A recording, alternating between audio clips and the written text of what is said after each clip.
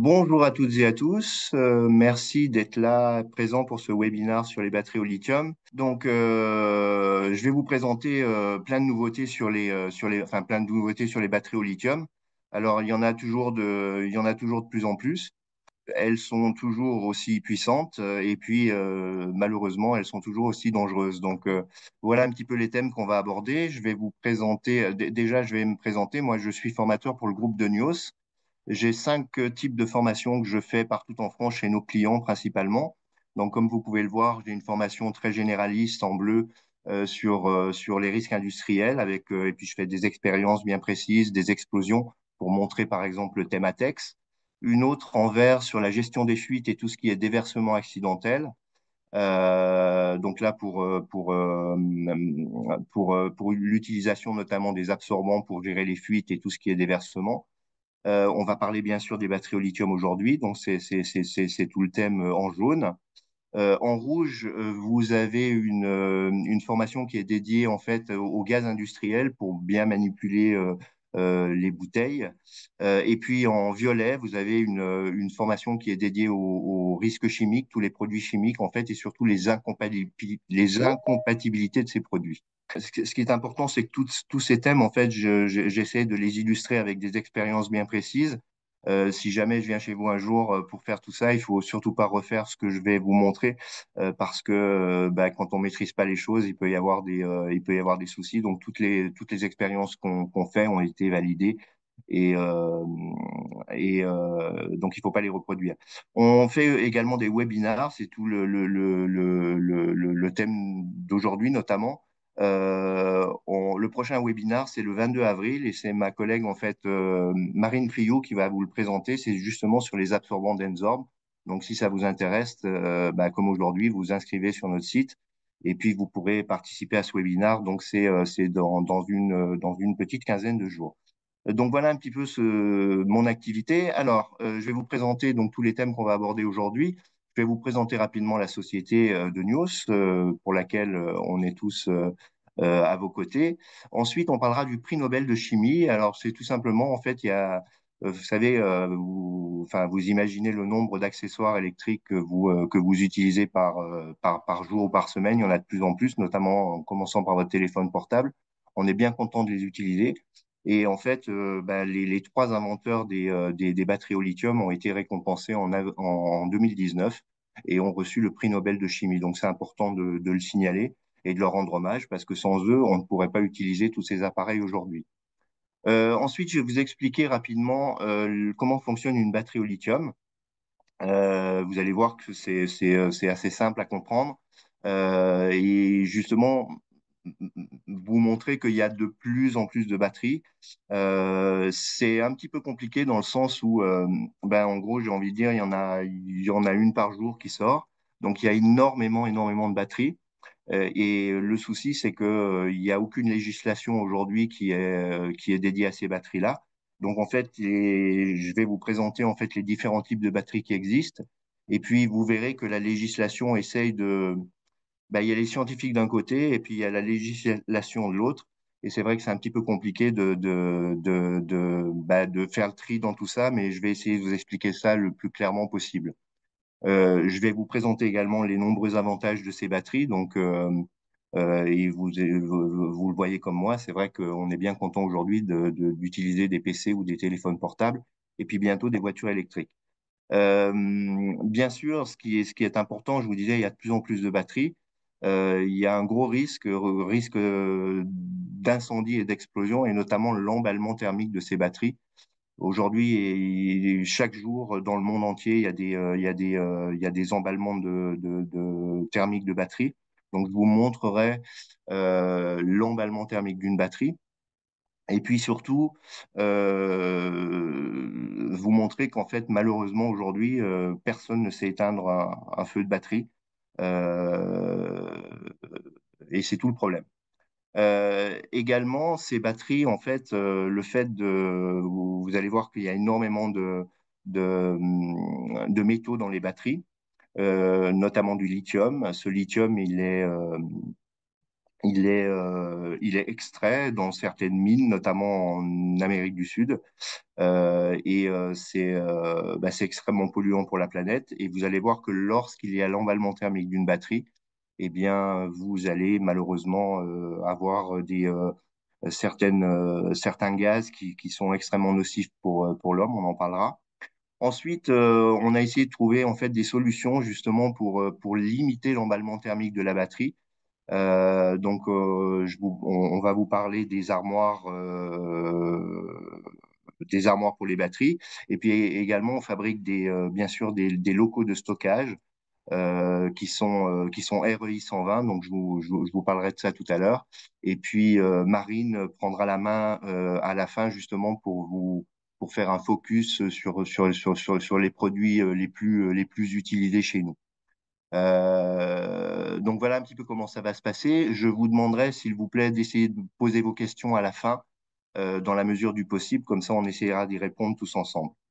Donc voilà un petit peu comment ça va se passer. Alors, je vais vous présenter rapidement la société Donios. On a un groupe allemand qui existe depuis plus de 35 ans maintenant. On est présent principalement sur le continent européen. On a la chance d'avoir 6 usines de production dans le monde, dont une en France qui se trouve en Normandie, à Nassandre exactement. Qu'est-ce qu'on fabrique dans cette usine? Principalement, ce sont des conteneurs de stockage que vous voyez ici en bleu, en bas. Alors ça, c'est un type de stockage, bien évidemment, mais c'est fait pour stocker n'importe quel type de produit chimique, dangereux, inflammable, explosif, tout ce que vous voulez. On a également un catalogue dans lequel vous allez trouver plein de choses, notamment des bacs de rétention. C'est vraiment notre cœur d'activité. Vous avez également des absorbants qui vont vous permettre justement d'intervenir en cas de fuite pour justement limiter les fuites et les déversements accidentels. Et puis ici, vous avez une armoire de sécurité qui est coupe-feu 90 minutes et qui justement va vous permettre de stocker ou de charger vos batteries. Et ça va empêcher en fait le feu de rentrer ou de sortir de cette armoire pendant 1 heure et demie. On vous en parlera tout à l'heure, bien évidemment. C'est ce prix Nobel de chimie, en fait, il a été attribué à 3 personnes, un Britannique, un Américain et puis un Japonais. Alors, vous voyez que les batteries ont commencé à être créées dans les années 70. Et puis, un petit peu plus tard, il y a un Américain qui est venu aider l'Anglais et qui a essayé de rendre les batteries un petit peu plus fiables et elles ont commencé à être commercialisées. Alors, la première commercialisation a eu lieu en 1991, donc vous voyez que ça fait une trentaine d'années. Et puis, il y a également, dans les années 80, un Japonais qui est venu encore mettre sa patte pour que ces batteries soient les plus fiables possibles. Donc, ils ont reçu le prix Nobel de la paix en 2019. Donc, vous voyez que c'est pas si vieux que ça. Alors, comme je vous disais, de plus en plus de batteries. Donc, il y a 2 choses principales. Il y a ce qu'on appelle les scientifiques, en fait, vous voyez c'est les principaux types de chimie au lithium. Et les batteries, elles sont utilisées pour 3 grands secteurs principaux. Le secteur automobile. Et là, on parle de NMC et NCA principalement. Alors, NMC, c'est tout simplement, bah, voyez, vous allez trouver là-dedans, en gros, tous les métaux qui sont utilisés pour fabriquer ces batteries. Donc, dans le secteur automobile, on a des batteries nickel, manganèse, cobalt. NCA, c'est nickel, cobalt, aluminium. Donc, vous voyez un petit peu comment ça se passe. Donc, le NMC, c'est aujourd'hui une des batteries les plus utilisées pour fabriquer des voitures électriques. Donc, il y a une grande quantité d'énergie et puis il y a un poids et un volume réduit. Et vous voyez sur le schéma qui se trouve sur votre droite, eh bien, en fait, au niveau des couleurs, ben, en fonction de l'utilisation de la batterie, elle peut être plus safe, elle peut avoir une durée de vie plus longue, elle peut être plus chère qu'une autre. Donc voilà un petit peu comment ont été qualifiés ces différents types de batteries. Et ça, c'est vraiment au niveau scientifique. Ensuite, vous avez les 2 batteries principales qui sont utilisées dans le secteur industriel, donc j'ai envie de dire les plus utilisées aujourd'hui, par exemple pour des tondeuses à gazon, pour des fauteuils électriques, etc., etc. Vous avez les LFP, ce sont vraiment les plus sûrs aujourd'hui, les plus stables sur le marché actuel. et c'est ce qu'on appelle les lithium fer phosphate. Vous avez également les LTO. Alors là, c'est vraiment quelque chose qui vient de rentrer sur le marché, qui est très prometteuse en termes de cycle de vie, c'est-à-dire c'est une batterie qui va durer plus longtemps que les autres. Et puis, comme vous avez tous, j'imagine, un téléphone portable, vous avez des batteries qu'on appelle LCO ou LMO. Donc les LCO, c'est des lithium cobalt oxyde. Donc vous voyez que ce sont les plus anciennes. Et puis LMO, c'est une technologie qui permet en fait d'avoir beaucoup d'énergie en peu de temps. Et c'est ce que demandent en fait certains types d'appareils aujourd'hui. Donc voilà au niveau scientifique comment sont aujourd'hui qualifiés, enfin en tous les cas ont été créés. On a fait une classification de ces batteries. Alors, euh, à côté de ça, il y a une réglementation européenne qui date de fin 2023, pardon, qui a remplacé en fait une ancienne directive qui datait de 2006.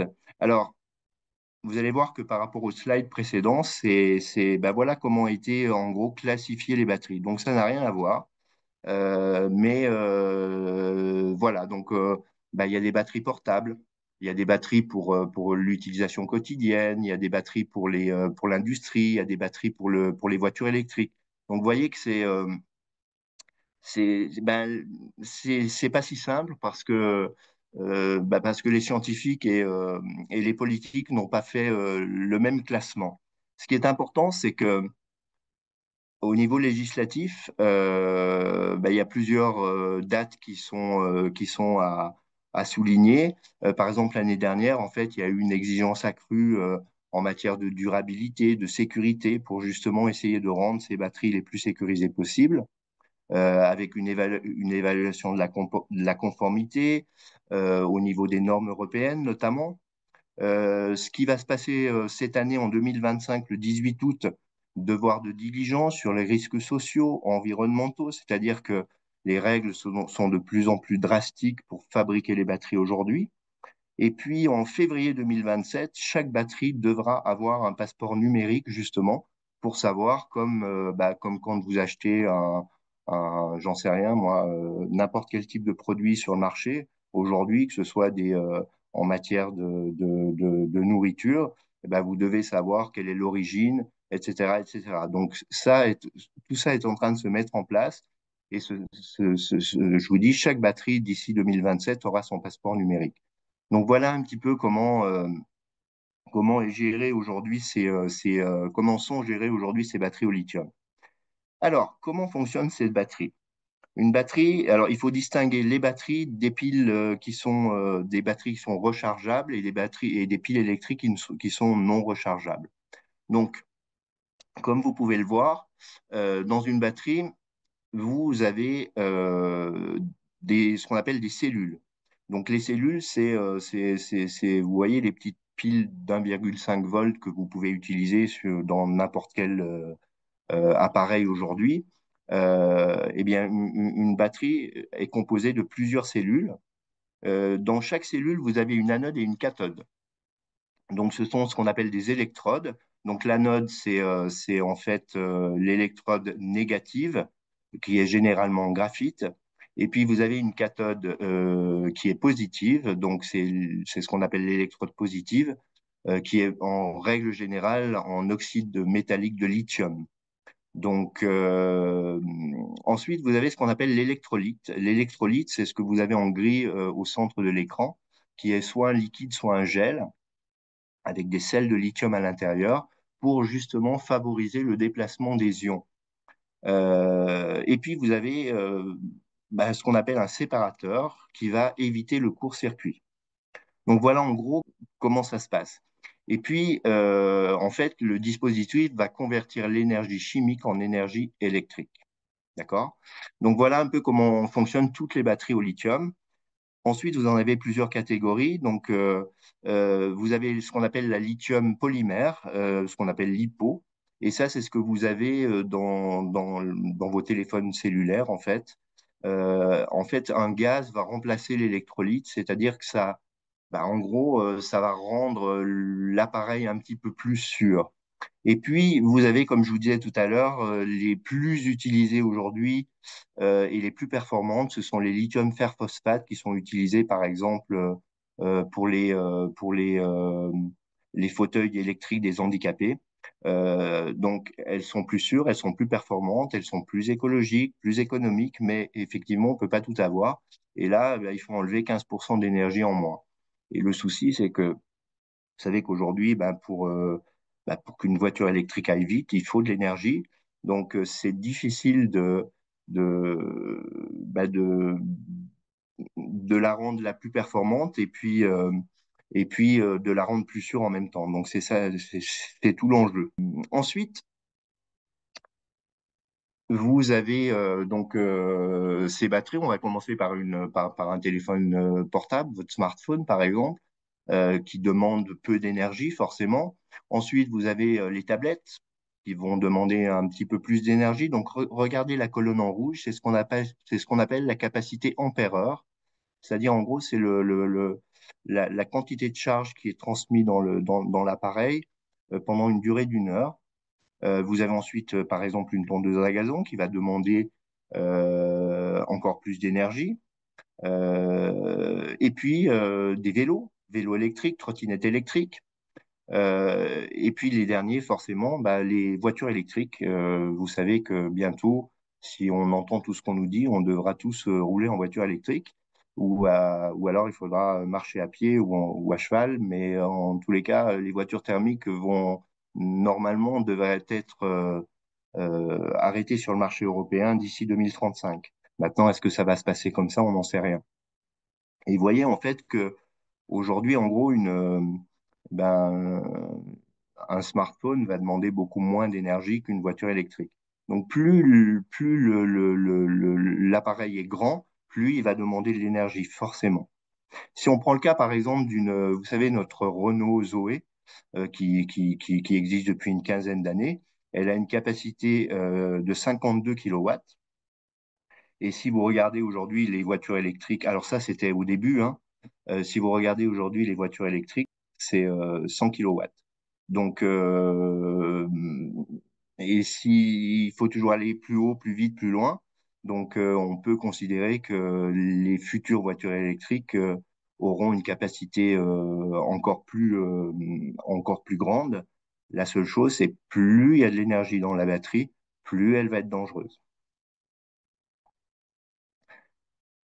Alors, l'intérêt de ces batteries, c'est que ça a une grande capacité de stockage d'énergie, justement, faible poids, très compact normalement. Alors, la plupart des batteries vont avoir un cycle de vie à peu près de 3000 cycles de charge, ce qui est énorme. Ça, c'est une moyenne, bien évidemment. Technologie de charge rapide, c'est-à-dire qu'il faut essayer d'avoir le moins de temps possible pour la charge. Faible coût pour la recharge, alors ça dépend pourquoi. Pour les batteries de voiture, en fonction du distributeur, finalement, on se rend compte qu'aujourd'hui, recharger une voiture électrique coûte presque autant, je dis bien presque autant, de remplir une voiture thermique en gasoil ou en essence. Et puis pas d'effet mémoire. L'effet mémoire, en fait, avant les batteries, les toutes premières batteries, lorsqu'on les chargeait et qu'elles étaient complètement déchargées, le fait de les recharger, ça pouvait générer l'emballement thermique. Aujourd'hui, c'est terminé, c'est-à-dire qu'une batterie qui serait complètement déchargée, que vous allez recharger, ne devrait pas, si elle n'est pas endommagée, générer l'emballement thermique de la batterie. Donc, comme je vous disais, hein, d'ici 2030-2035, les voitures thermiques devront disparaître. Donc, elles vont être remplacées par des voitures hybrides ou des voitures totalement électriques. Il faut savoir aujourd'hui que produire une voiture électrique émet plus de CO2 qu'une voiture thermique. En revanche, le fait d'utiliser, quand on utilise cette voiture électrique, ça va générer forcément beaucoup moins d'émissions de gaz à effet de serre, notamment. Donc, une voiture électrique est nettement meilleure pour la qualité de l'air. Et puis, ce qui est très important, c'est que depuis peu, il y a ce qu'on appelle le Battery Management System, ce qu'on appelle le système BMS, qui est en fait un espèce de garde-fou et qui va vous permettre d'essayer de détecter l'emballement thermique de la batterie. Donc, ce sont tous des composants qu'il y a dans toutes les batteries de dernière génération, des capteurs qui vont essayer de détecter euh, un début d'emballement thermique et qui vont vous permettre justement de faire le nécessaire pour essayer de l'écarter, la batterie, pour essayer justement d'éviter cet emballement thermique. Alors justement, comment ça se passe, cet emballement thermique? Vous voyez ici, vous avez ce qu'on appelle le triangle du feu. Triangle du feu, vous avez combustible, c'est-à-dire c'est la matière qui brûle, et ça c'est notamment dans la batterie, vous avez c'est le matériau inflammable, donc par exemple l'électrolyte, l'anode en graphite et les matériaux de la cathode. Donc en gros, tout ce qui est susceptible de brûler dans la batterie. Et puis, vous avez, dans le triangle du feu, vous avez du comburant. Le comburant, c'est principalement l'oxygène qui est émis enfin, on en a il y a 21% d'oxygène dans l'air qu'on respire. Et puis, vous allez voir que à un certain moment de l'emballement thermique, ça va créer son propre oxygène. Donc, vous savez que pour éteindre un feu, il faut enlever un élément du triangle du feu. Et tout ce qui existe aujourd'hui en termes d'extincteurs, ça va essayer d'isoler l'oxygène et ça va éteindre le feu. En l'occurrence, là, même si on arrive à isoler l'oxygène, le problème c'est que comme il va se fabriquer de lui-même au niveau de la combustion, eh bien là, on peut faire tout ce qu'on veut, mais on peut plus, à une certaine température, on ne peut plus intervenir, on ne peut plus éteindre ce feu. Donc, vous voyez que comment ça se passe? Eh bien, à peu près à 70 degrés, l'électrolyte va commencer à s'évaporer, le séparateur va ramollir, il va se désintégrer, ça va créer un court-circuit, et là, il va y avoir une réaction exothermique, et puis c'est l'emballement thermique, et l'emballement thermique, ça peut monter jusqu'à 1000 degrés. Donc c'est pour ça que, en fonction du moment où on va intervenir pour éteindre le feu, eh bien, soit on va pouvoir, enfin, si on essaye d'éteindre le feu à partir de, j'ai envie de dire, 400 degrés, on va peut-être arriver à l'éteindre.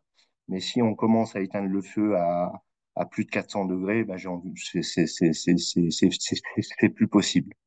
Donc, je vous invite juste à regarder cette vidéo. On a provoqué l'emballement thermique d'une batterie à notre siège en Allemagne. Alors, il y a 6 batteries de vélo et sur les 6 batteries, il n'y en a que 2 qui prennent feu. Je vous laisse regarder et je vous laisse écouter surtout. Vous allez voir une quantité d'explosions, de mini-explosions qui vont générer l'emballement thermique. Je vous laisse regarder.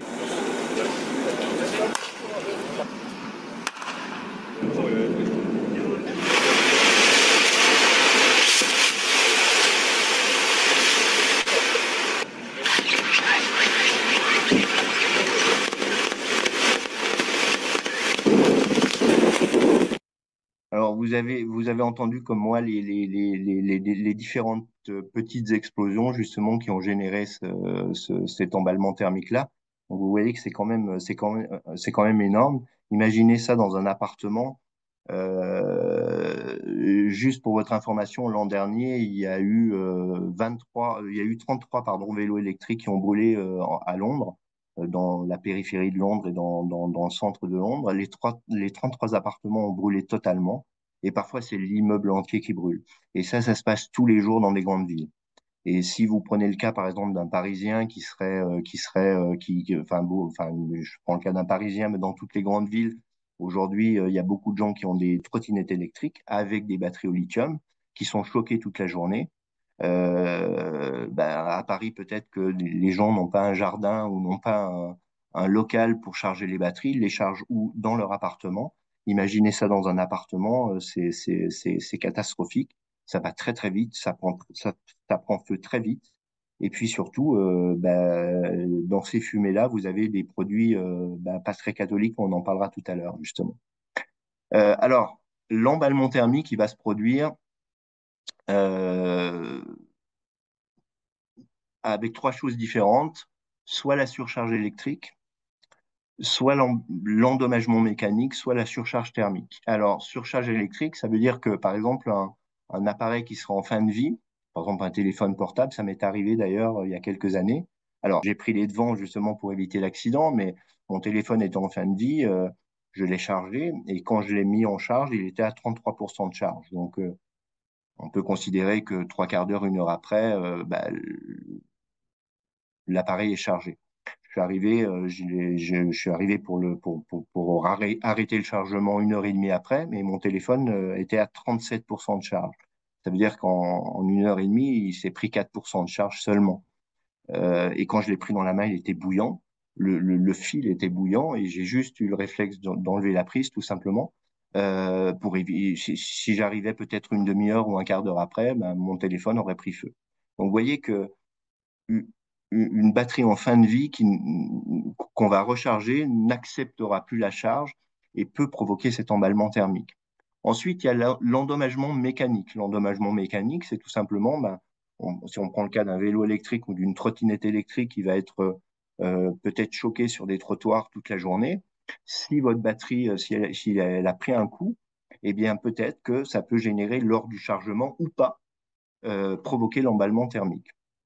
Et puis, il y a la surcharge thermique, c'est-à-dire que ça vous est peut-être arrivé déjà, mais vous posez votre téléphone en plein soleil l'été, vous allez voir que il y a peut-être un triangle qui va s'afficher sur votre écran en vous disant que il y a trop d'énergie, il y a trop de chaleur qui arrive sur le téléphone, et là, ça peut générer l'emballement thermique. Je vous laisse regarder également cette vidéo, ça vient de nos collègues belges. Ça date de 3 4 ans. Je vous laisse regarder, c'est assez impressionnant. C'est une Tesla qui prend feu. Mais d'abord, l'image du jour, c'est une voiture électrique Tesla carbonisée qui baigne dans un container. La voiture a pris feu ce week-end à Anvers pendant une recharge et ce matin, elle trempe donc dans un bac d'eau pour être sûre que les batteries refroidissent. Chantal Monet avec Bruno Spack. Carbonisée, la voiture a déjà passé plus de 24 heures dans un container rempli d'eau sur un parking du zoning d'Anvers. Un bain de refroidissement qui pour l'instant ne suffit pas à éteindre le feu.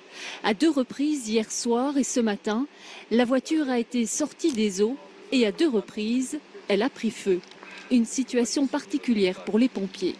Il s'agit en fait de stopper la réaction chimique qui a commencé à cause du feu. Et ça, c'est en fait le grand défi. Parce que trouver la place, vraiment l'endroit exact où la réaction chimique prend place, ça, c'est la difficulté pour nous. Et c'est ça c'est la raison que l'immergement du véhicule, c'est la tactique le meilleur, en fait. Des agents de Tesla se relaient jour et nuit pour surveiller le site. Combien de temps faudra-t-il pour neutraliser la réaction en chaîne qui s'est déclenchée lors du rechargement de la batterie? Sans doute plusieurs jours, voire plusieurs semaines. Qu'il s'agisse d'un feu ou d'une désincarcération, les incidents sur voitures électriques nécessitent une intervention particulière de la part des pompiers. On remarque de plus en plus d'interventions à cause d'augmentation de ventes, évidemment. Et on remarque qu'à jour d'aujourd'hui, c'est quand même quelques fois par mois que quelque part en Belgique, il y a un incident grave ou moins grave avec un véhicule pareil. Oui. Depuis 2012, les hommes du feu sont formés aux interventions sur véhicules électriques. Reste que toutes les casernes du pays ne disposent pas de containers pour le refroidissement. Donc, vous voyez un petit peu les dernières images, c'était en Chine. Vous avez vu dans un sous-sol, en fait, donc 95% des batteries aujourd'hui sont fabriquées en Chine. Donc, ils ont énormément de voitures électriques. Donc, vous imaginez une voiture électrique qui va prendre feu dans un parking souterrain, sous un centre commercial, par exemple, où vous avez plein d'autres voitures électriques à côté. Il est clair que ça va pas durer longtemps et que c'est le centre commercial qui va prendre feu. Donc, vous voyez que c'est vraiment aujourd'hui vraiment un souci. Et on essaie de fabriquer des batteries les plus sécurisées possibles, mais j'espère qu'on va trouver la solution pour éviter que ça se passe. Alors, on a essayé de trouver, Marine vous en parlera tout à l'heure, plus en détail, mais on a trouvé des solutions justement pour le stockage et le transport des batteries au lithium. Donc, on a par exemple ce qu'on appelle des pyrobubbles. Ce sont des microbilles qu'on va mettre dans des caisses justement pour essayer de transporter nos batteries, une batterie qui est en bonne santé, mais aussi une batterie endommagée. Et en fait, ce sont des billes en oxyde de silicium qui vont fondre à peu près à 1000 degrés. Alors, ça ne veut pas dire que ça va éteindre le feu, hein. Par contre, ça va essayer de le confiner et d'éviter qu'il ne se propage aux alentours, et justement pour éviter de faire brûler ce qui est à côté. Il existe également des extincteurs qu'utilisent notamment des pompiers. Alors, les pompiers utilisent aujourd'hui principalement ce qu'on appelle l'extincteur F500, alors qui utilise en fait un procédé qui s'appelle l'encapsulation et qui va essayer d'absorber l'énergie thermique. Et comme je vous disais, plus il y a de l'énergie, plus il y a de la température, plus ça va être difficile à éteindre.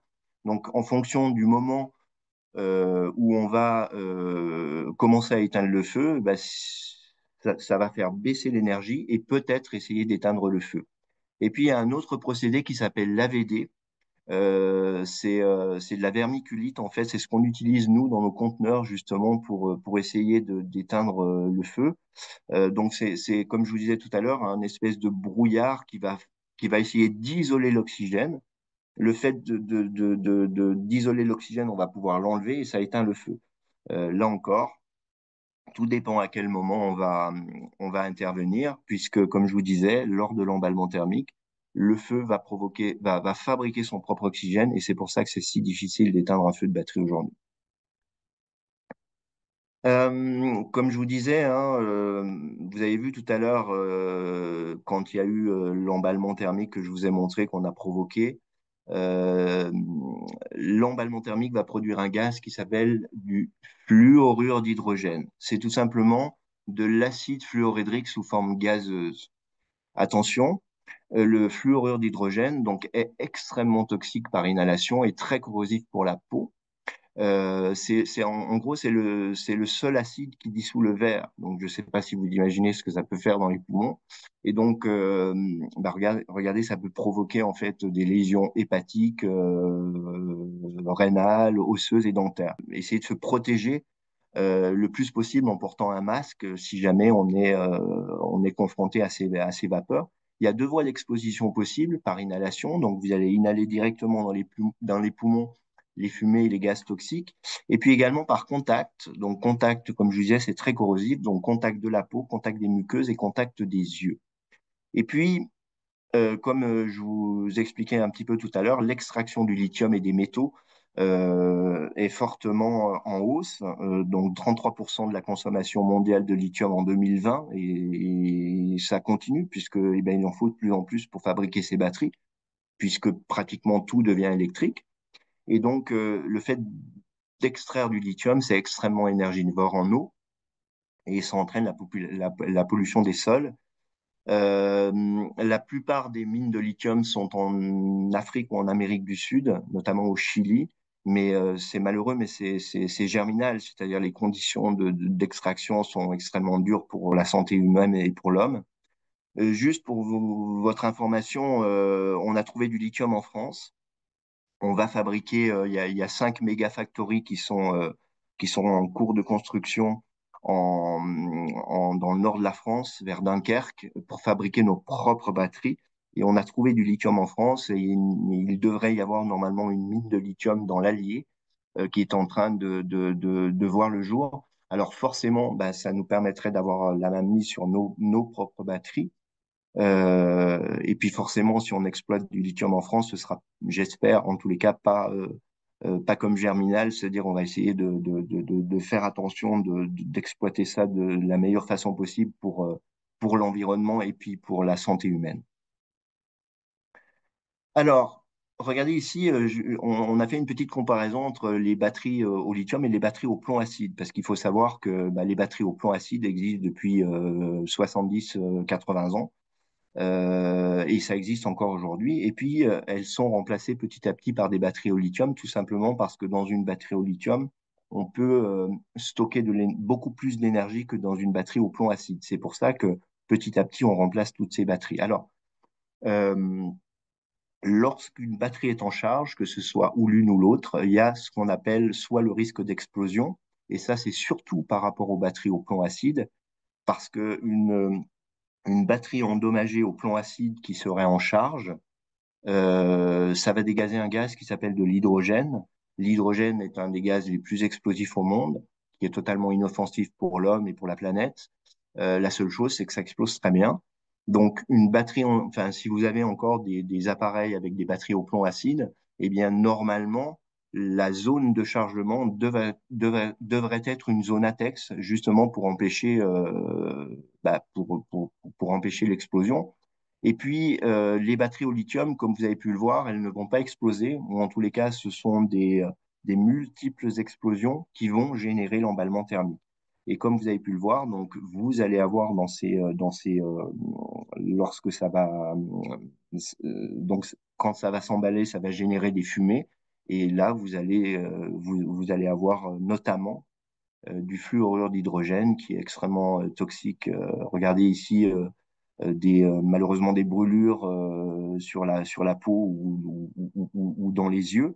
Donc ça, c'est vraiment quelque chose que vous allez ressentir, enfin que vous pouvez inhaler lorsqu'il y a l'emballement thermique d'une batterie au lithium.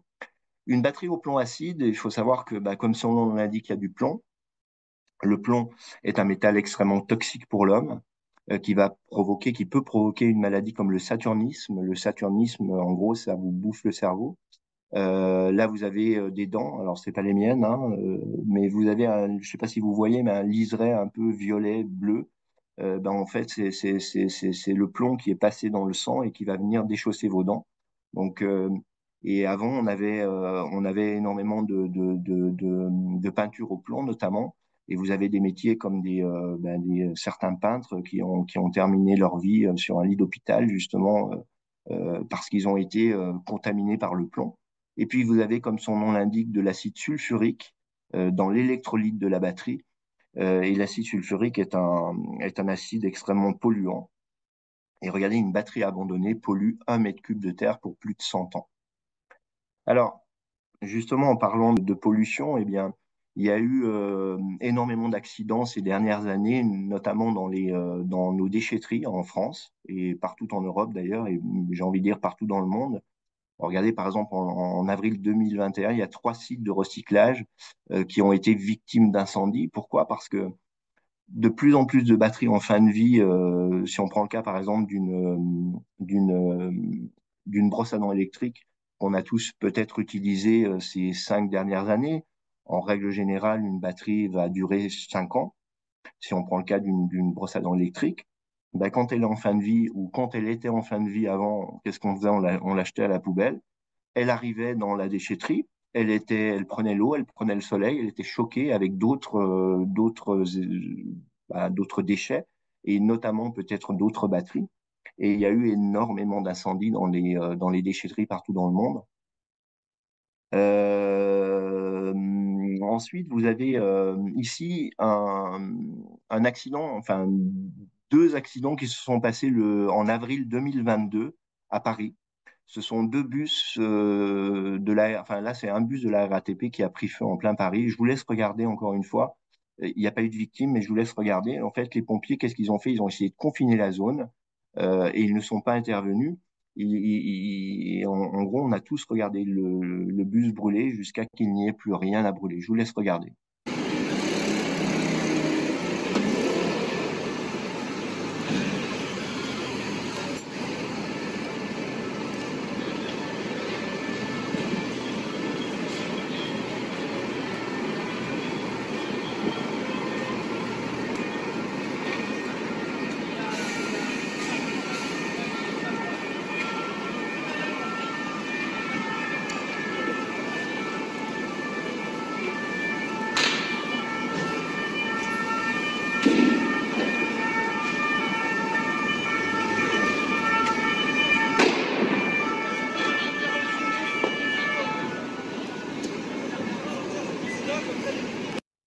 Donc, vous imaginez les appartements juste au-dessus, il fallait pas ouvrir les fenêtres.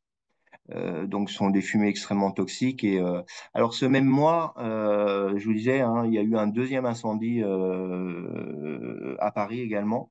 Et puis, il y a eu ce même mois encore, en avril 2022, à Carcassonne, un bus qui venait d'être acheté par la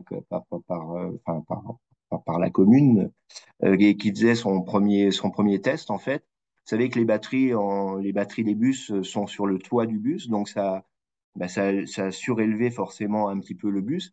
Et puis, il faisait sa tournée normale. Il est passé sous un tunnel, enfin sous un pont. Et en fait, le toit a été accroché par le pont et il a pris feu également. Donc, vous voyez encore, et tout simplement parce que les feux de métaux, vous voyez le nombre de métal qu'il y a dans ces batteries-là.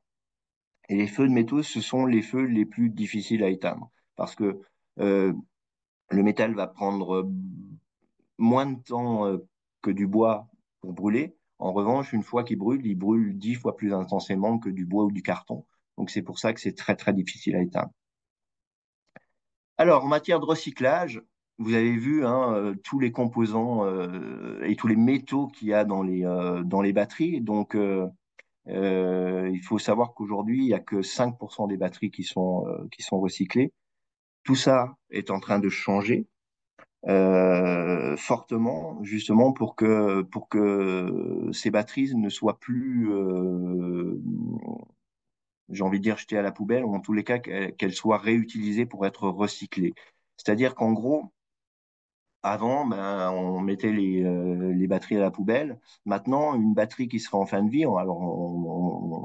le recyclage, ça va vous permettre, si on prend par exemple une batterie de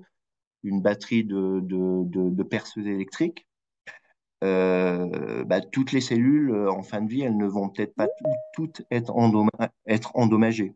Donc, qu'est-ce qu'on va faire? On va essayer de récupérer les cellules qui sont encore bonnes et puis on va les utiliser, par exemple, pour un appareil photo, chose qu'on ne faisait pas avant. Donc, en fait, il y a de plus en plus de façons de recycler les batteries. Vous voyez que le marché en 2020, le marché des batteries était à 1,6 milliard. D'ici la fin de la décennie, en fait, on parle de 6 milliards, donc c'est vraiment énorme. Et aujourd'hui, en fait, tous les fabricants doivent impérativement euh, faire le nécessaire pour que près de 90% de la batterie soit recyclable. Donc effectivement, dans une pile, tout est utile. Il faut tout simplement essayer de respecter les règles, c'est-à-dire on ne jette pas les batteries à la poubelle. Ensuite, elles sont recyclées. Et puis, ce qui est aujourd'hui le plus utilisé, c'est ce qu'on appelle le processus hydrométallurgique. C'est-à-dire, qu'est-ce qu'on va faire? On va essayer de récupérer tous les métaux dans la batterie pour justement régénérer en fait ces matériaux pour fabriquer de nouvelles batteries. Alors, justement ici, Marine va vous parler tout à l'heure des armoires coupe-feu qu'on a mis en place justement pour essayer de limiter l'emballement thermique. Je laisserai la main à Marine qui vous expliquera tout ça beaucoup mieux que moi tout à l'heure. Je vais vous parler des locaux de stockage qu'on fabrique chez nous, chez Donios. Alors il y a deux types de locaux de stockage. Euh, les WFP, c'est ce qu'on appelle des Walk Fire Protection, c'est-à-dire que ce sont des conteneurs dans lesquels vous allez pouvoir rentrer pour stocker ou pour charger vos batteries au lithium.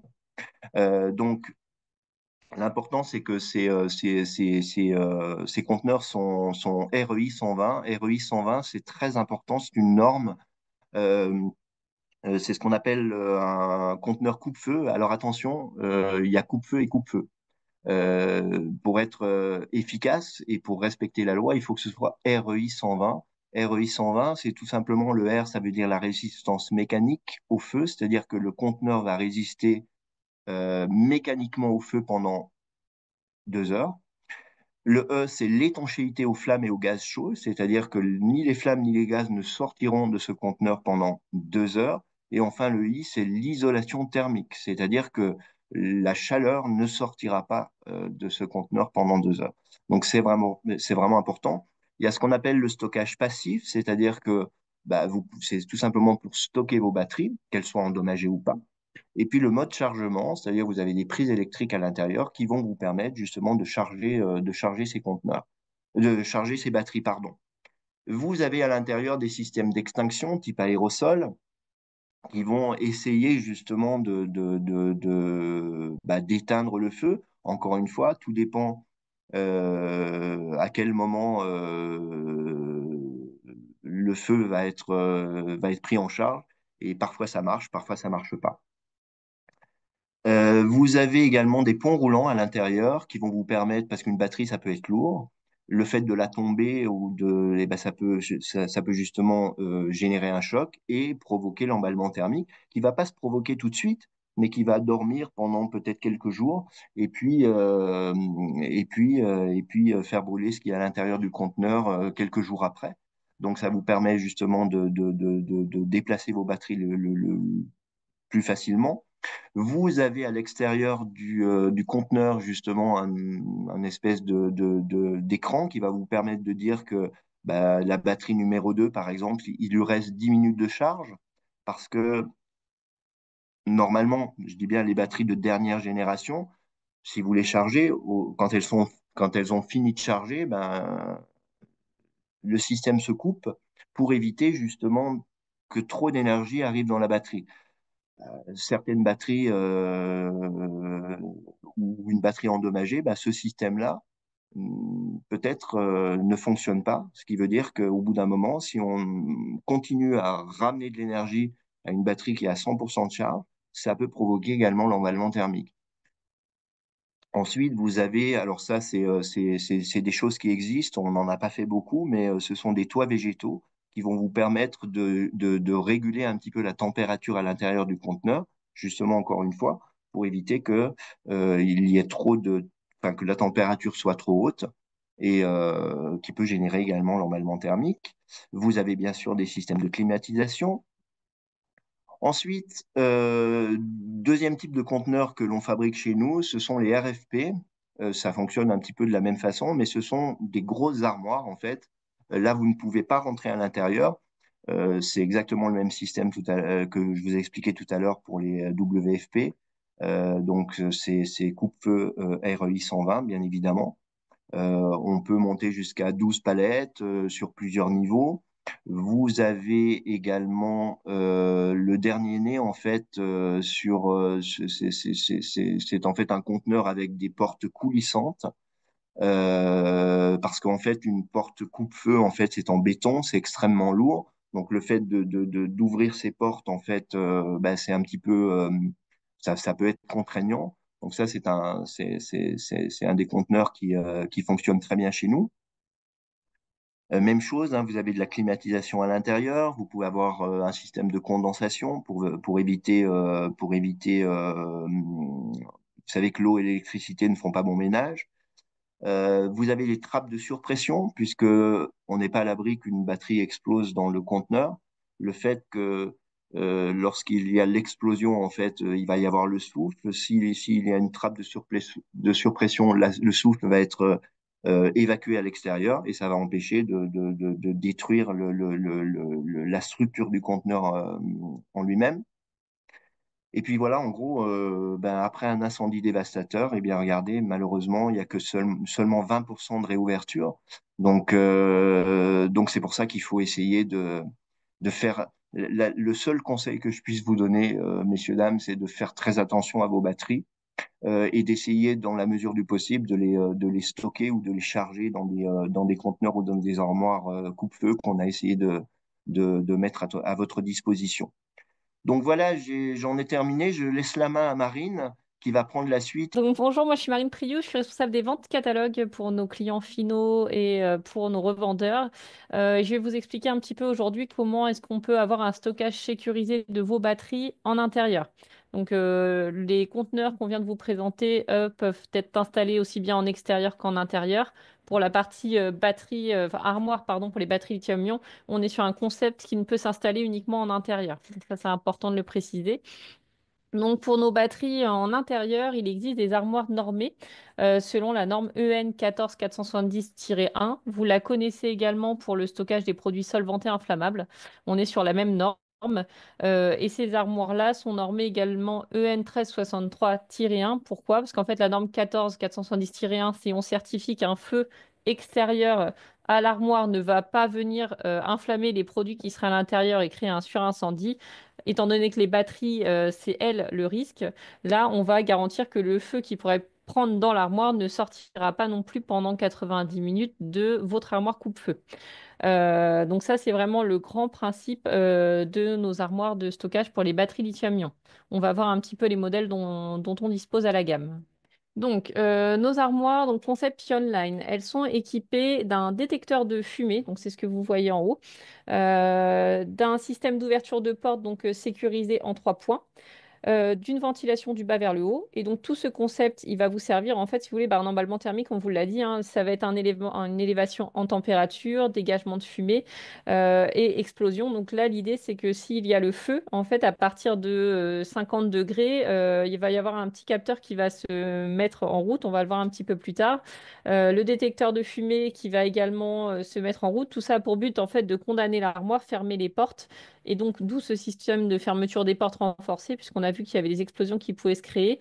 Et en fait, ça va maintenir les portes de cette armoire fermée, puisqu'elles sont équipées de joints en fait, qui se gonflent et qui vont priver en fait, l'oxygène, l'apport d'oxygène à l'intérieur de l'armoire en cas d'incendie. Tout ça pour ne pas alimenter justement ce départ de feu qu'il y aurait à l'intérieur de l'armoire. Donc, il y a également un petit clapet dans le toit de l'armoire qui va s'ouvrir comme sur nos conteneurs, hein, coupe-feu. On a des trappes en fait de surpression qui vont permettre justement à tous ces gaz dont on a parlé, hein, que ce soit l'hydrogène, le fluor d'hydrogène, de s'évacuer en fait et de ne pas faire ouvrir les portes et surtout qu'il n'y ait pas de projection ni d'acide ni de feu sur les opérateurs qui pourraient être à proximité. Donc, dans ces armoires de sécurité, donc coupe-feu pour les batteries lithium-ion, il existe un petit dispositif qu'on va voir monter dans l'armoire sur la diapositive d'après, ici, qui en fait contient donc une poudre à base de potassium, hein. Et en fait, cette poudre, elle va être aussi du coup pulvérisée dans l'air, hein, au niveau de l'armoire. Elle va venir se déposer autour des batteries et former une espèce de coque protectrice également, qui a pour but du coup d'éviter qu'il y ait trop d'oxygène qui vienne entretenir le feu et c'est pareil, c'est un moyen de lutte, hein, contre l'incendie des batteries lithium-ion. En aucun cas on peut l'éteindre, mais en tout cas ça va permettre voilà, de refroidir votre batterie et d'éviter que toutes les batteries de l'armoire prennent feu et que ça devienne incontrôlable. L'idée étant de pouvoir préserver votre armoire. Ce n'est pas toujours le cas, mais si on arrive à réduire l'emballement de la première batterie, vous pouvez toujours faire contrôler l'armoire et elle peut être du coup déclarée toujours coupe-feu. Et dans ce cas-là, ce petit système, il est rechargeable. Donc, vous changez simplement votre cartouche et vous avez sauvegardé votre armoire. Pas forcément les batteries, parce qu'il faut savoir que quand les batteries, elles ont été exposées à la suie et à tout autre produit, vous allez devoir en fait les évacuer. D'autant qu'elles ont subi en fait un stress thermique, hein, puisqu'il a fait plus de 50 degrés dans l'armoire. Donc, pour les batteries, c'est critique. Donc, vous n'allez pas sauver vos batteries, mais vous sauverez au moins votre armoire. C'est des matériels qui sont coûteux, hein, on va pas se le cacher, mais ça garantit la sécurité de votre site. Mais voilà, ce système, il va avoir vraiment ce but d'essayer de préserver du coup votre armoire et votre installation. Donc, il y a deux possibilités. C'est vraiment comme nos conteneurs de stockage. Vous avez la possibilité d'avoir du stockage passif. Donc là, ça va être pour vos batteries. Alors, dans les armoires de sécurité, nous, on va quand même conseiller d'éviter de stocker des batteries endommagées. Pourquoi? Parce que forcément, si vous savez déjà qu'elle est défectueuse, qu'elle est gonflée, si vous la mettez dans votre armoire, vous allez risquer d'avoir l'emballement et de détruire votre matériel. Je vais vous montrer par la suite qu'il existe des caisses à quarantaine, par exemple, qui vont vous permettre vraiment, du coup, d'écarter vos batteries qui sont en risque d'emballement. Donc là, en fait, dans ces batteries, on va stocker, dans ces armoires, pardon, on va stocker des batteries qui vont être en cours d'utilisation, mais qui ne nous paraissent pas défectueuses. Donc vous allez avoir des armoires qui vont être en 600 de large, 1200, avec ou sans charge. Dans tous les cas, toutes nos armoires de sécurité, que ce soit du stockage ou de charge, vous verrez, peuvent être reliées à votre SSI pour être alertées, pardon, des différentes alertes, des différents incidents qui se passent dans l'armoire. On va le détailler juste après. Donc, nos armoires de charge, hein, même concept que les armoires de stockage. Simplement, vous avez la possibilité donc de charger les batteries. Vous avez des modèles, du coup, les modèles en 600 $, je vous propose 12 prises. Les modèles de 1200 $ proposent 8 prises par niveau. Donc là, j'en ai une 4 étagères, ça fait donc 32 batteries. On peut aller jusque 6 niveaux de stockage et donc 48 batteries. Le gros avantage de nos produits, nos armoires de sécurité, contrairement à d'autres qui peuvent se trouver sur le marché, c'est qu'en fait, vous avez une seule prise unique qui sort de cette armoire pour être accordée sur le 230 volts ou éventuellement sur le 400 volts. Et également, l'avantage, c'est qu'en fait, ce câble, il a une accroche rapide, c'est-à-dire que quand il y a le feu, ce qu'on va vous dire, c'est votre armoire, vous la sortez, vous voyez, vous pouvez passer un transpalette, vous la prenez, vous la sortez, vous la mettez au milieu du parking, vous appelez les pompiers, eux vont venir et vont arroser jusqu'à la fin de l'emballement thermique. L'avantage de ces accroches rapides, que ce soit pour le SSI ou pour le raccordement au courant, c'est qu'en fait, quand vous allez attraper l'armoire, tout va se débrancher. Donc, vous allez avoir sur certains autres modèles une prise qui sort par niveau et qui ne seront pas en décroche rapide. Donc là, en termes de sécurité, il faut penser à débrancher, s'approcher de l'armoire. C'est pas très safe. Là, l'avantage, c'est que vous prenez l'armoire, elle se débranche toute seule, vous la sortez, vous appelez les pompiers, vous avez vraiment sorti votre risque incendie de votre site. Donc, comme je le vous disais, vous avez plusieurs éléments de sécurité dans cette armoire. Vous avez un capteur de température, un détecteur de fumée, et vous avez du coup des reports d'alarme qui vont pouvoir se faire. Donc, vous avez deux séries, hein, sur toutes nos armoires, un câble qui sort et qui peut être relié à votre SSI, donc système sécurité incendie si vous en avez un. Donc le premier niveau d'alerte va vous dire il fait plus que 50 degrés dans l'armoire. À ce moment-là, vous pouvez encore ouvrir les portes et faire un contrôle visuel. C'est-à-dire que vous ouvrez, fausse alerte, il y a une source de chaleur qui est passée à proximité de l'armoire, les batteries n'ont rien. Vous réinitialisez votre armoire, vous refermez les portes, tout va bien. Par contre, il fait 50 et le détecteur de fumée, là, se met en route. Là, l'armoire se condamne d'elle-même. Il y a une coupure de courant à l'intérieur de l'armoire. Bien évidemment, on arrête la charge puisqu'on sait qu'il y a un emballement thermique. Et là, vous ne pouvez plus l'ouvrir comme ça, hein. Il y a tout un système à faire après pour réouvrir les portes. Mais l'armoire est condamnée et c'est à ce niveau-là où on va vous dire, oulala, là, il y a certainement un départ de feu. Donc là, on ne se pose pas de questions, on la sort. C'est vraiment le but de ça, en fait, c'est d'avoir l'information, de pouvoir sortir votre armoire et sortir ce risque. Parce qu'encore une fois, on vous garantit 90 minutes de tranquillité.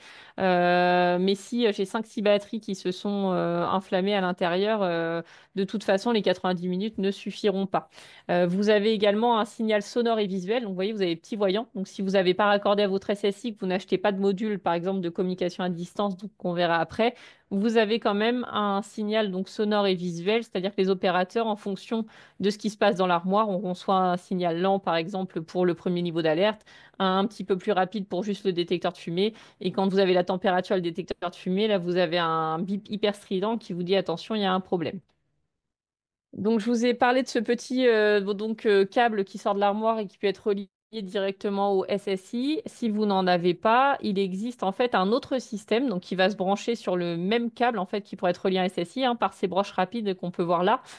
Faut visualiser comme une petite box Internet. En fait, c'est un module de relais d'avertissement à distance. Dedans, vous insérez une carte SIM. Il y a une carte SIM mobile livrée avec, mais si vous souhaitez prendre un autre opérateur, c'est tout à fait libre. Ça fonctionne sur le réseau mobile 2G. Donc, c'est-à-dire que les parkings souterrains, normalement, ça a été testé, ça fonctionne. La haute montagne, tous ces endroits un peu reculés, ça passe. Et vous avez la possibilité d'indiquer 5 numéros de téléphone ou 5 mails. Et en fait, ces interlocuteurs vont recevoir soit un texto, soit un email vous indiquant ce qui se passe dans l'armoire, c'est-à-dire il fait plus de 50, ou il n'y a que le détecteur de fumée, ou les deux se sont activés. Et ça vous permet, si vous n'êtes pas sur site, hein, parce que bien souvent les équipements, on les met à charger la nuit, hein, quand la journée de travail est terminée, ça vous permet d'avoir l'information, d'envoyer quelqu'un sur site qu'il y a un problème, ou d'appeler les pompiers directement si vous ne pouvez pas vous déplacer. Donc ça, c'est n'est pas obligatoire, mais c'est quand même extrêmement recommandé parce que c'est quand même dommage d'acheter un matériel de ce coût pour sécuriser son risque et de ne pas être averti si ça prend feu pendant le week-end ou pendant la nuit. Donc ça, pour moi, ça n'est pas une économie à faire quand on voit le prorata, entre guillemets, du prix du module de relais et de l'armoire. Et simplement, ça sécurise aussi votre site parce que là, on se parle du coup d'une armoire, mais faut savoir qu'après un incendie massif, vous n'avez qu'un site sur deux qui rouvre, qui reprend son activité. Donc ça peut avoir vraiment des conséquences plus que terribles pour l'activité du site. Et on ne parle même pas des dégâts qu'on pourrait avoir corporels et humains associés à ce type d'incendie. Donc justement, hein, je vous le disais, donc qu'est-ce qu'il faut faire en fait en cas d'incendie, hein. Donc avant le transport, les portes doivent être verrouillées, mais ça en fait c'est l'armoire qui le fait d'elle-même, hein. Dès lors où je vous dis il y a les deux niveaux d'alerte qui sont relevés, l'armoire elle se verrouille. On vient avec un transpalette, on prend l'armoire, je vous expliquais le petit système de décroche rapide et on la sort. Donc c'est pour ça qu'on va vous dire, vous la mettez pas sur une mezzanine avec des escaliers à monter par exemple. On met toujours cette armoire en tout cas en rez-de-chaussée et proximité d'une sortie de secours, en tout cas d'une porte par laquelle elle peut être sortie. Ça c'est hyper important. Il n'y a pas forcément de distance de sécurité par rapport à un stockage autre ou une autre armoire, puisqu'on a vraiment confiné le risque dans cette armoire. Par contre, ce qui est important, c'est qu'il n'y ait pas, je sais pas moi, un amas de carton devant ou tout un bazar ou qu'elle soit encastrée entre deux grosses machines que vous ne pouvez pas bouger. L'idée, c'est que cette armoire, vous devez pouvoir la sortir facilement. Le risque est confiné, mais pendant 90 minutes. Donc ça veut dire qu'il faut pouvoir la sortir durant ce délai, en fait, en extérieur et appeler les pompiers. Donc typiquement, hein, voilà ce qui se passe dans ces armoires. Donc vous voyez, là, l'armoire, elle a résisté. On a rouvert les portes après. Et vous pouvez voir un petit peu l'état de l'armoire une fois l'incendie passé. Donc on est bien content que ça ait été sorti du site. Je vous parlais un petit peu tout à l'heure de ces fameuses batteries. Donc en fait, nous, les conseils qu'on donne à nos clients, donc c'est avant en fait de positionner votre matériel avec batterie ou votre batterie dans ces armoires de sécurité, ou même ça peut s'appliquer au conteneur, de faire un petit check rapide de la batterie. Donc imaginons, vous vous rendez compte que vous avez laissé votre perceuse dehors et qu'il a plu, d'emblée, il faut se demander si ça n'a pas généré de dommages sur la batterie. Est-ce qu'elle a été exposée de température élevée? Alors c'est aussi un petit peu insinueux parce qu'il faut savoir qu'une température en dessous de 5 degrés pour une batterie au lithium-ion, c'est aussi mauvais. Donc c'est-à-dire que vous imaginez, vous êtes paysagiste, vous avez votre tronçonneuse dans votre utilitaire, donc l'hiver il va y faire très très froid et l'été il va y faire très très chaud. Donc là typiquement la batterie de votre électroportatif, elle aura subi les écarts de température et ça c'est très dommageable pour une batterie. Donc il faut savoir que voilà, si votre batterie, elle subit ces écarts de température, c'est un facteur qui peut amener à un emballement thermique. Et donc, est-ce qu'elle a été utilisée de façon inadaptée? Vous avez tous, j'imagine, à la maison, comme moi, une corbeille avec tous vos chargeurs dedans. Sauf que, attention, un portable, par exemple, charge rapide, peut avoir un chargeur 16 watts. À côté, vous avez un portable qui n'a pas de charge rapide. Si vous branchez le mauvais chargeur sur le mauvais téléphone portable, par exemple, vous pouvez créer une surcharge et créer un emballement thermique. Donc, il faut vraiment respecter. On ne peut pas avoir finalement un chargeur universel pour tous les produits qu'on a à la maison. Il y a vraiment une importance à respecter donc les puissances des batteries et les capacités de charge. Donc si vous vous rendez compte que vous avez chargé votre matériel avec le mauvais chargeur, ça aussi, ça peut être quelque chose qui peut être préjudiciable pour votre batterie.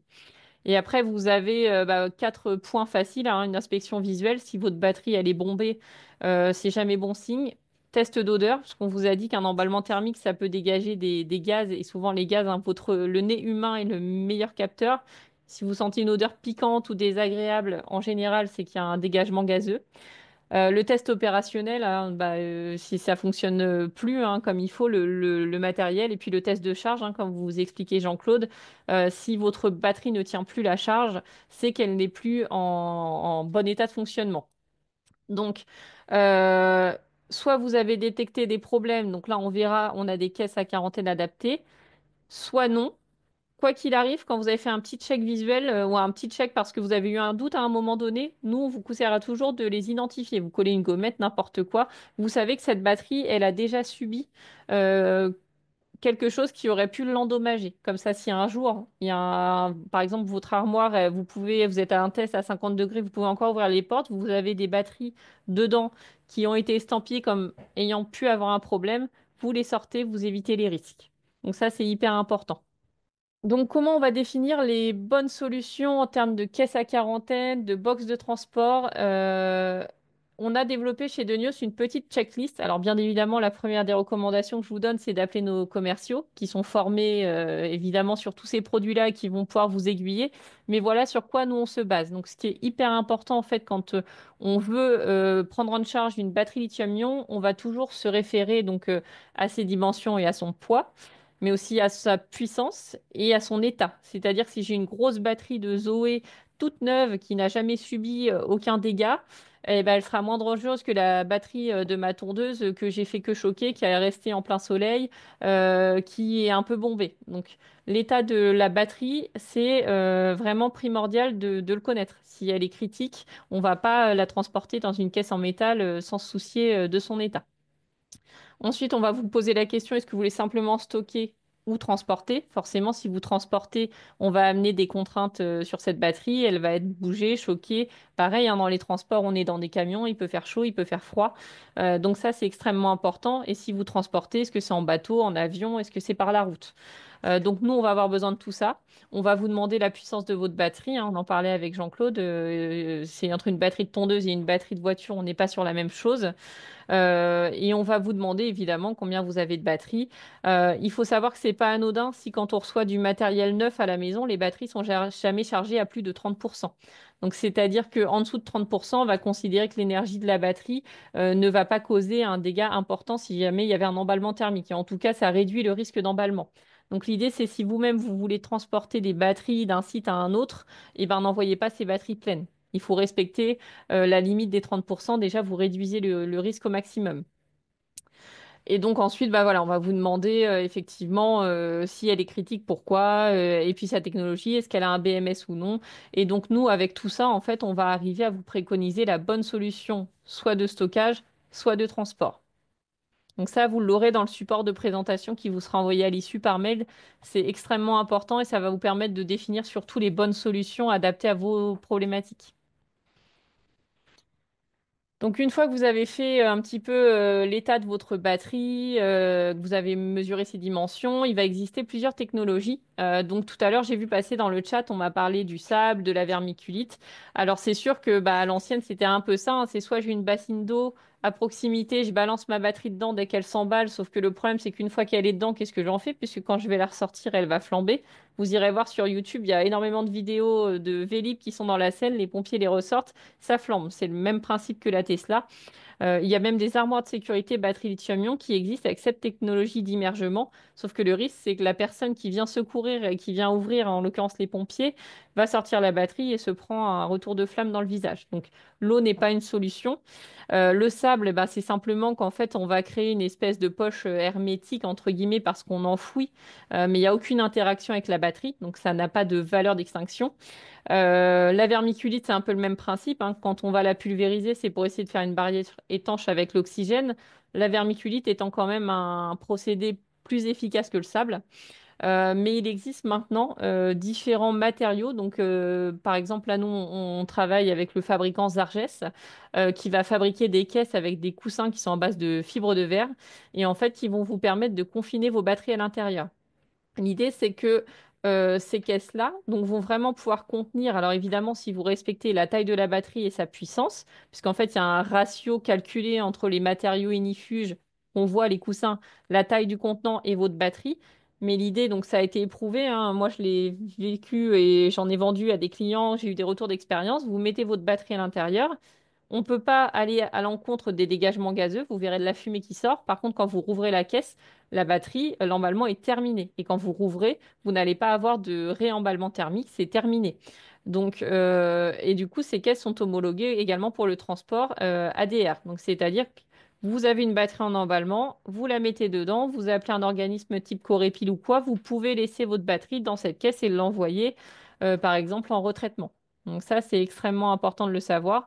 Et si vous ne voulez pas faire de transport, ça vous permet au moins, bah, on pense à l'opérateur qui va mettre sa batterie dans l'armoire, il se dit mince, elle est gonflée, qu'est-ce que j'en fais? Hop, je la mets dans ma caisse à quarantaine, je détruis pas mon armoire et je sécurise mon site. Donc ça, c'est pour moi, dès lors où vous avez soit des conteneurs, soit des caisses des armoires de batterie lithium-ion, il est nécessaire d'avoir ce type de matériel en parallèle. Et vous avez ensuite les pyrobubbles. Donc Jean-Claude a commencé un petit peu à vous expliquer le principe. Donc même principe en fait que les coussins Zarges, sauf que là on est sur une autre technologie hein, avec nos Pyro Bubbles.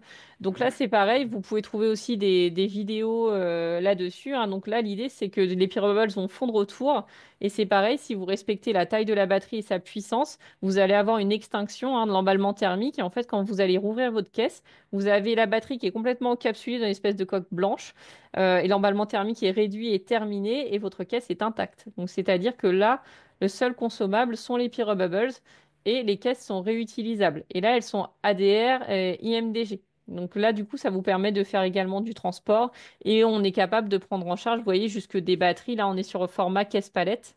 Donc, on est capable de sécuriser des batteries de grande taille, donc soit de la mobilité urbaine assez importante, type trottinette, vélo, ou petite batterie de voiture électrique.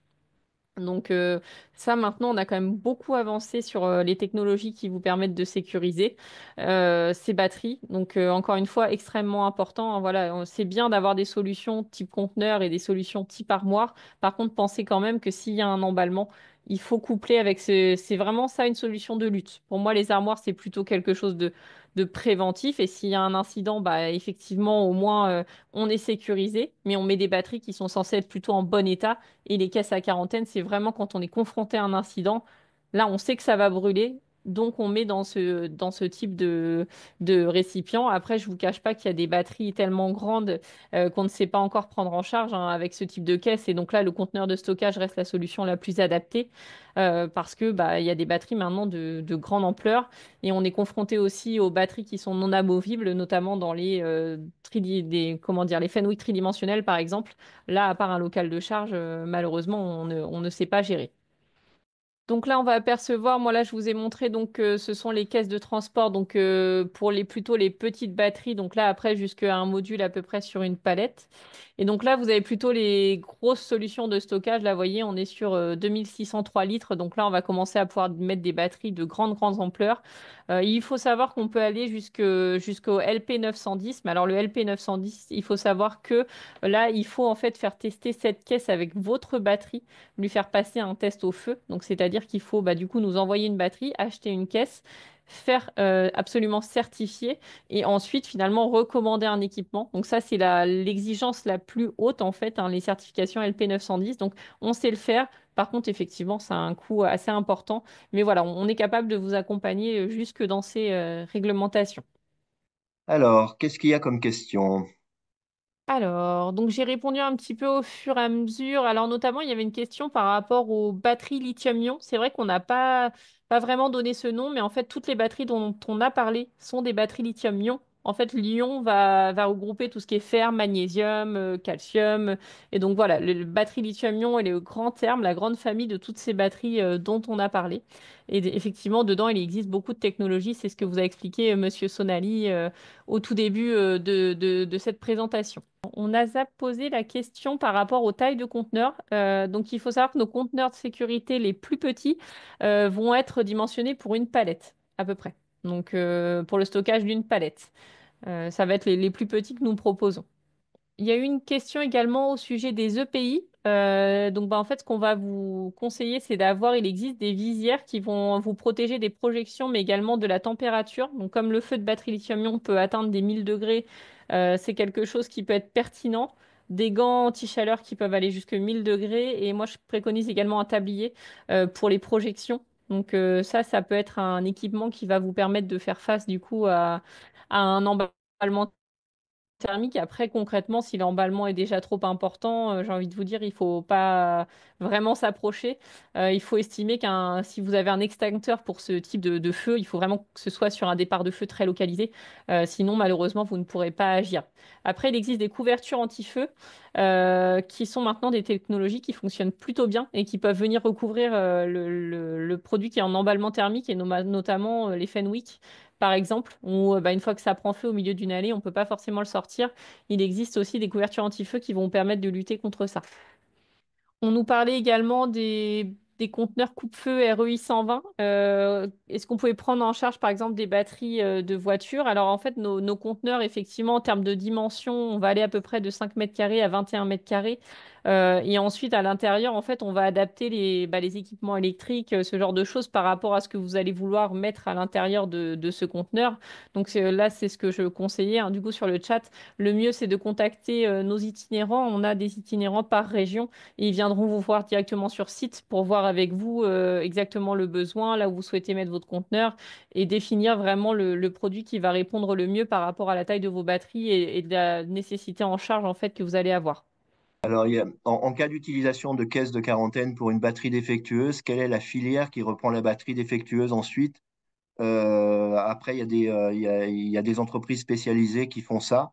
Oui, j'ai cité Corépil par exemple. Corépil est un organisme assez reconnu dans la prise en charge des batteries lithium-ion. Ils ont même développé des contenants en fait qui vous permet, ils vous laissent les contenants sur site, vous mettez vos batteries dedans, défectueuses, ils les récupèrent. Donc Corépil, ils sont assez renommés en fait dans la prise en charge des batteries et notamment des batteries défectueuses. Donc c'est Alors celui qui me vient le plus à l'esprit. justement, est-ce que c'est au client de fournir la caisse de transport pour une batterie endommagée ou défectueuse à un transporteur? Voilà, après, tout, c'est toujours pareil, ça va dépendre du transporteur qui va faire la prise en charge. Il faut savoir que le stockage des batteries lithium-ion n'est pas vraiment réglementé, hein. Pour l'instant, on est plutôt dans un vide juridique. On va vous dire de ne pas mettre en danger vos salariés. Certains sites ICPE vont avoir des exigences sur du REI 120. Pour les autres, ça peut être les assureurs qui vont vous demander les armoires, par exemple, que je vous ai présentées. Par contre, au niveau du transport, c'est déjà réglementé. Il y a des classes UN et puis il y a des exigences au niveau de l'ADR et ce genre de choses. Donc en fait, c'est comme si vous alliez vouloir exporter d'autres types de produits, des produits chimiques ou autres. En fait, quand vous allez demander à faire le transport, on va vous demander un équipement en phase en fait avec ça. Par exemple, j'ai quelqu'un, c'était des particuliers, ils sont partis à La Réunion, ils ont dû emmener leur vélo sur un bateau. On leur a dit, bah écoutez, il nous faut tel type de caisse avec tels UN et nous, on ne transportera pas vos vélos si vous n'avez pas ce genre d'équipement. Donc ça, c'est difficile de vous faire une réponse toute faite. Mais oui, c'est en fait soit vous avez un partenariat par exemple avec Corépil qui eux dans la prestation vous fournissent les contenants et ils les récupèrent, soit il y a d'autres organismes, d'autres prestataires qui eux vont pouvoir prendre en charge votre caisse dès lors que vous répondez bien en fait ben, du coup à l'UN de la matière dangereuse que vous transportez. Donc ça a un petit peu à voir en fonction des cas. Alors, concernant justement les exigences des assurances, j'aimerais savoir où en est-on aujourd'hui. Eh ben, on n'en est nulle part, en fait. Toujours nulle Comme le part. disait, comme on disait Marine. Donc, en fait, en fonction de votre assureur, bah, si l'assureur est conscient des risques que vous, malheureusement, pouvez prendre quand vous utilisez ou stockez des batteries, bah, c'est à lui de vous dire, en gros, ce qui, enfin, il y a même certains assureurs qui nous demandent, en fait, ce qu'il faut faire. Donc, ben, on leur a expliqué exactement la même chose qu'on vient de vous expliquer à vous, en fait. En fait, Donc, bien trop souvent, on est consulté après un incident. En nous disant, bah, pour rouvrir le site, on nous demande d'avoir ce type de produit. Sauf que le problème, c'est que l'incident est déjà intervenu, qu'il y a déjà eu des dégâts, qu'on a déjà perdu de l'activité. Donc, parfois, on a un assureur qui nous assure depuis des années. Les batteries sont venues après. On a changé, par exemple, le parc de chariot élévateur ou le parc de scannettes et l'assureur n'est pas forcément revenu. Par contre, si jamais il y a un incident, il peut vous dire, ah oui, oui, non, mais non, moi, il y a ce type de produit, je vous rembourserai pas. Donc, c'est quand même bien, si vous avez de la présence de batterie sur site, de prendre les devants et de demander à votre assureur si, il a des exigences par rapport à ça. Parce que quand il y a un sinistre, bien sûr, on trouve toujours le moyen de ne pas rembourser. Et surtout, s'il y a des dégâts corporels, hein, c'est quand même de la responsabilité du coup, de l'employeur de garantir la sécurité de ses salariés. Donc, si vous avez 200 batteries au milieu de l'entrepôt, que vous n'aviez rien sécurisé et que demain ça brûle et qu'il y a des morts, malheureusement, on va quand même chercher les responsables. Donc, c'est bien de prendre les devants. Après, il n'y a encore toujours aucune législation. Par contre, comme il existe des moyens de lutte, on peut revenir vers vous en disant oui, mais vous n'avez pas pris toutes les précautions nécessaires à sécuriser vos stockages. Donc, moi, je conseille de prendre les devants parce que c'est quand même dommage. Nous, on récupère les clients une fois qu'il y a déjà eu un incendie. Donc, prenez les devants. Si c'est de toute façon devoir racheter pour réouvrir, autant se sécuriser avant. alors, on parle souvent d'odeur caractéristique pour détecter un problème. Pouvez-vous décrire cette odeur? Alors Non, en fait, elles ouais, peuvent être multiples et ouais. variées. Et puis, enfin, je veux dire, vous aurez même pas le temps de la sentir parce que ça va tellement vite que, voilà. Maintenant, effectivement, si c'est surtout un sifflement là, si vous entendez par exemple un sifflement, ça veut dire que, voilà. Mais je pense que pour que l'odeur soit là, c'est que l'emballement thermique est déjà bien établi, c'est-à-dire qu'en gros, il n'y a plus rien à faire, quoi. Donc non, vous ne sentirez pas d'odeur spécifique. Alors, il y avait des questions aussi pour stocker les téléphones portables, ordi portables, armoires sont-elles utiles, sachant que nos locaux ne permettent pas d'évacuer l'armoire par transpalette? Alors, oui, ça serait toujours utile parce que du coup, vous pouvez toujours appeler les pompiers peuvent venir dans les locaux et arroser l'armoire. Ça vous laisse quand même 90 minutes de sécurité. Je ne sais pas comment sont vos locaux, mais moi, si j'imagine nos bureaux, par exemple, on a de la moquette au sol, on a des stores, on a tout un tas de matériaux inflammables. Donc, en fait, au moins, vous avez 90 minutes de sécurité dans le local. Vous avez le temps d'appeler les pompiers et les pompiers ont le temps du coup de venir et arroser l'armoire pour éviter la propagation. Donc il y a toujours un intérêt et il y a d'autres vidéos qui circulent, hein. Là, on ne l'a pas montré, mais vous voyez un bureau à 2 heures du matin, il y a la vidéosurveillance, il y a un PC qui prend feu. On a tous des chaises de bureau avec un revêtement inflammable. Enfin, voilà. Donc même si vous ne pouvez pas la sortir, dans tous les cas, vous vous offrez 90 minutes de tranquillité entre guillemets. Donc, quoi qu'il arrive, c'est intéressant. Et si vous avez des sprinklers peut-être sur site, c'est pareil, les sprinklers vont arroser l'armoire et faire cet effet aussi de refroidissement pour éviter que l'emballement se propage. Alors, les BMS sont-ils obligatoires sur toutes les batteries au lithium? Elles le sont pour les voitures électriques. C'est une certitude et elles devraient l'être pour tous les appareils utilisés dans l'industrie, c'est-à-dire en gros vos chariots élévateurs par exemple.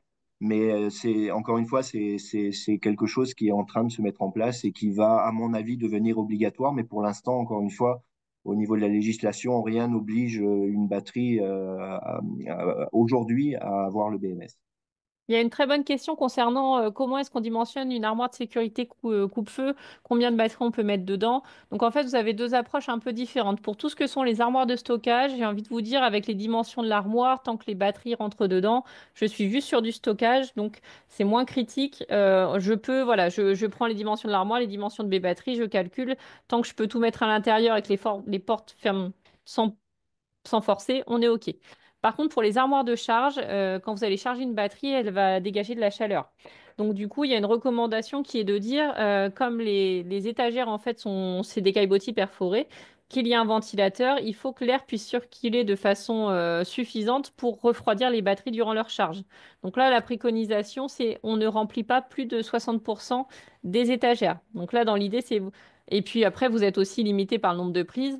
Mais dans l'idée, quand vous nous appelez, c'est connaître la dimension de vos batteries, savoir combien vous souhaitez, dans l'idéal, charger par rapport au nombre de prises dans l'armoire. Et nous, on va vous dire si c'est compatible. Le problème de ne pas tenir compte de ça en se disant, pff, ouais, moi j'en mets autant que je veux, c'est pas grave. Oui, mais dès qu'il va faire 50 degrés dans votre armoire, tout va se couper. Elle va se couper électriquement parlant, la charge s'arrête et en fait elle se met en sécurité. Donc c'est hyper important de respecter ce dimensionnement parce que sinon votre armoire va toujours être en défaut. C'est pareil, on nous demande si des fois on peut les mettre en extérieur ou quoi. Alors non, parce que c'est du bois et du plâtre et puis en plus s'il fait 50 degrés l'été, l'armoire sera toujours en défaut. Donc c'est pareil, il faut bien penser si je la mets aussi dans un conteneur par exemple maritime en extérieur, s'il fait trop chaud l'été, ça va se couper. Donc il faut quand même que ces batteries, même s'il y a une ventilation, c'est pas une climatisation, qu'elles soient dans un environnement avec des températures plus ou moins contrôlées. Si c'est 45 dans l'entrepôt, l'été, malheureusement, elles risquent de se mettre en défaut. Et dans ce cas-là, vous pouvez passer sur la gamme de nos conteneurs de stockage qui, eux, sont climatisés. Donc là, on va savoir vraiment gérer une différence de température entre la température ambiante et la température à l'intérieur du conteneur. Vous savez très bien à la maison que si vous mettez le ventilo et qu'il fait 40 degrés, vous n'allez pas avoir beaucoup plus froid. Bah là, c'est un petit peu l'idée. Donc c'est aussi la question quand on veut avoir un conteneur de stockage ou une armoire, que sont les différences entre les deux? Bah, ça, c'est une différence notable. La possibilité de climatiser un conteneur. Et c'est pareil, sur le cas de grosses batteries, ça peut dégager beaucoup de chaleur à la charge. Et dans votre armoire, vous pouvez vous risquer à ne mettre que trois batteries parce que sinon, il va faire tout de suite plus de 50 degrés et ça va se mettre en défaut. Donc c'est pour ça que quand vous nous appelez, on va toujours vous demander les dimensions, la puissance de votre batterie parce que c'est pas qu'une histoire de place, hein, c'est pas elle rentre, je peux la mettre dedans. Il y a quand même beaucoup de paramètres à prendre en compte. Alors, quel type d'extincteur utiliser sur une batterie au lithium? C'est principalement les extincteurs F500, les extincteurs AVD avec de la vermiculite.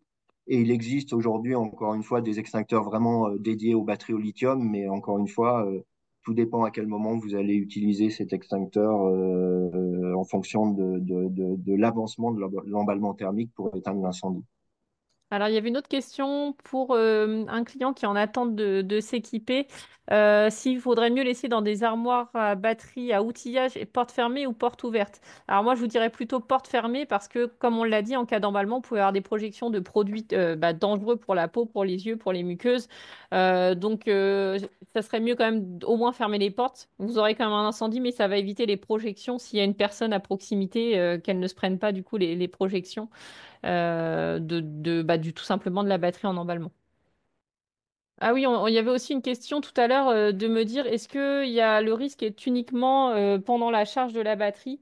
Eh ben malheureusement non, parce qu'en fait, comme disait Jean-Claude, l'emballement thermique c'est assez pernicieux, hein. Ça va commencer à 20 degrés, mais en fait les premiers signes vont apparaître quand la batterie sera autour de 50 ou 55 degrés. Donc imaginons le soir, vous fermez votre PC portable, on en a parlé, hein. Vous vous en allez, il n'est pas forcément en charge, mais l'emballement a déjà commencé et en fait ça va éclater à un moment, on s'y attend pas du tout.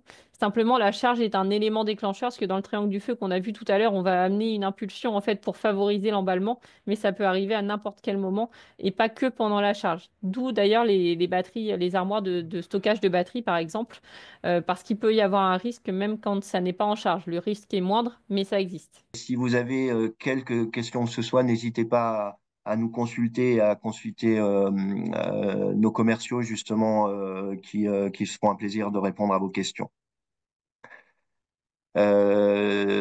Écoutez, j'espère qu'on a été clair et qu'on a essayé de répondre au maximum à vos questions. N'hésitez pas encore une fois à nous contacter et puis merci encore pour votre attention. Bon appétit parce qu'il est l'heure d'aller manger. Merci à vous. Merci, bon appétit à tous, bon après-midi. Au revoir. Au revoir.